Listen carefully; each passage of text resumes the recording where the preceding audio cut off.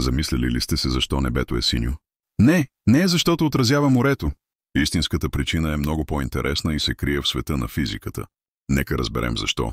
Слънчевата светлина изглежда бяла, но всъщност е съставена от всички цветове на видимия спектър, от червено до виолетово. Това можем да видим, когато светлината преминава през призма и се разлага на дъга от цветове. Когато тази светлина навлезе в атмосферата на Земята, тя среща молекули на газове като азот и кислород. Тези молекули разсейват светлината във всички посоки. Процес, известен като разсейване на релей. Синята светлина има по-къса дължина на вълната и по-висока честота, което я прави по-податлива на разсейване.